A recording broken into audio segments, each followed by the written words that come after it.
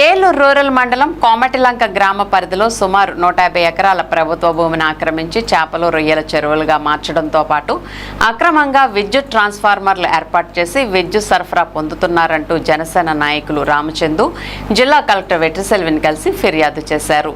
సోమవారం నిర్వహించిన ప్రజా ఫిర్యాదుల పరిష్కార వేదికలో కలెక్టర్కు వినతిపత్రం అందజేసిన ఆయన మాట్లాడుతూ ప్రభుత్వ భూమిని ఆక్రమించిన వ్యక్తులు చేపల రొయ్యల సాగు ద్వారా కోట్లాది రూపాయల లాభాలు పొందుతున్నారని ఆరోపించారు. అంతేకాకుండా అనధికారికంగా విద్యుత్ వినియోగిస్తూ ప్రభుత్వానికి రావాల్సిన ఆదాయానికి గండి కొడుతున్నారని పేర్కొన్నారు. అక్రమంగా చేపల రొయ్యల చెరువులు త్రవ్వడం వల్ల పర్యావరణానికి కూడా నష్టం జరుగుతోందని తెలిపారు. ఆక్రమణకు గురైన ప్రభుత్వ భూమిని వెంటనే స్వాధీనం చేసుకుని ఆక్రమణదారులపై చట్టపరమైన చర్యలు తీసుకోవాలని కోరారు. అలాగే 150 ఎకరాల ప్రభుత్వ భూమిని చెరువులుగా మార్చడాన్ని అడ్డుకోకుండా సహకరించిన సంబంధిత ప్రభుత్వ అధికారులపై కూడా చర్యలు తీసుకోవాలని డిమాండ్ చేశారు. అదేవిధంగా అక్రమంగా విద్యుత్ ట్రాన్స్ఫార్మర్లకు అనుమతి మంజూరు చేసి విద్యుత్ సరఫరా అందిస్తున్న విద్యుత్ శాఖ అధికారులపై కూడా విచారణ జరిపి చట్టపరమైన చర్యలు తీసుకోవాలని కోరారు. ఈ అక్రమాల వెనుక కొంతమంది ప్రజాప్రతినిధుల ప్రమేయం ఉందని, మండల స్థాయి అధికారులు లంచాలు తీసుకుని పట్టించుకోవటం లేదని ఆయన ఆరోపించారు. ఈ అంశంపై సమగ్ర విచారణ నిర్వహించి బాధ్యులపై కఠిన చర్యలు తీసుకోవాలని కలెక్టర్ను రామచందు విజ్ఞప్తి చేశారు. అలాగే జనసేన పార్టీ దెందులూరు నియోజకవర్గ ఇన్ఛార్జ్ డాక్టర్ ఘంటసాల వెంకటలక్ష్మి గారి ఆదేశాలతో ఈ కంప్లైంట్ ఆల్రెడీ జనవాణి కార్యక్రమానికి పవన్ కళ్యాణ్ దృష్టికి వెళ్ళడం, అక్కడి నుంచి ఇన్ఛార్జిగా ఉన్నటువంటి వెంకటలక్ష్మి గారికి సిఫార్సు చేసి దీనిపై చర్యలు తీసుకునే అధికారులకు కంప్లైంట్ ఇవ్వడం జరిగింది. ఈరోజు దాని మీద మేము జనసేన పార్టీ ఆతపూడి చందు, నేను దెందులూరు నియోజకవర్గం జనసేన పార్టీ అధికార ప్రతినిధి.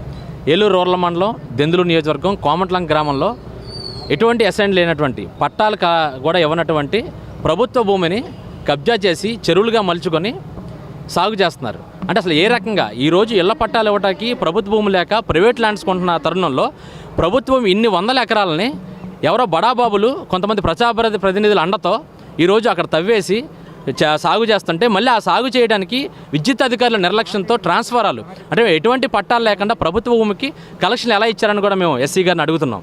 ఎందుకంటే ఈరోజు ఒక మీటర్ కావాలంటే 10 సార్లు తిప్పించుకుంటున్నారు. ఆ ఎవిడెన్స్ లేదు, ఆ పట్టా లేదు, ఈ కాగితం లేదు. కానీ ఎటువంటి పట్టా లేకుండా, కనీసం ఒక ఆధారం లేకుండా ఈరోజు విద్యుత్ కనెక్షన్లు ఇవ్వడం వల్ల చాలా కోట్ల రూపాయలు నష్టం కలుగుతుంది. ఎందుకంటే ఒక ట్రాన్స్ఫార్మర్కి తక్కువ చెరువుకి 50,000 రూపాయలు కరెంటు బిల్లు వేసుకుంటే కొన్ని వందల కోట్లు ఈ రోజున ప్రభుత్వం నష్టం వచ్చే పరిస్థితి ఉంది.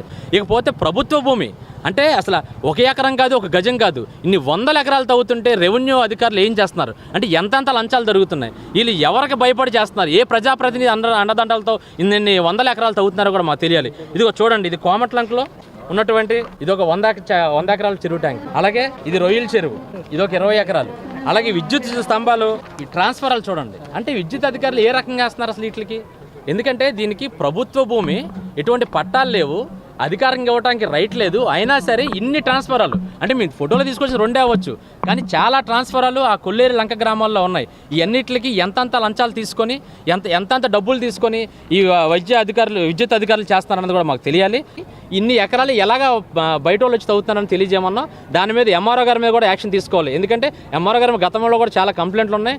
ఎటువంటి కూడా సరిగ్గా రూరల్ మండలంలో ఎంఆర్ఓ గారు డబ్బులు తీసుకొని చాలా తారుమారు చేస్తున్నారనే వాదనలు వస్తున్నాయి. అవి వాస్తవం కూడా మేము తెలియజేస్తాం. ఎందుకంటే ఇన్ని ఎకరాలు తవ్వుతున్నప్పుడు ఆయన తెలియకుండా జరిగింది, నేను చూడలేదంటే కనుక ఇది కరెక్ట్ కాదు. ఎందుకంటే అక్కడ వీఆర్ఓ తిరుగుతుంటాడు, ఆ ఏరియా వీఆర్ఓ ఏం చేస్తున్నాడు, వీఆర్ఓ ప్రతిదీ రిపోర్ట్ ఇస్తారు. కాబట్టి ఖచ్చితంగా ఇది అధికారులకు తెలిసే తవ్వడం జరిగింది. దీంట్లో భాగస్వాములు అధికారులు కూడా ఉన్నారని చెప్తున్నాం. ఎవరన్నా వీళ్ళందరి మీద కూడా తక్షణమే చర్యలు తీసుకోవాలని, వాళ్ళకి సంబంధించిన క్రిమినల్ చర్యలు అలా యాక్షన్ తీసుకోవాలని కోరుతున్నాం.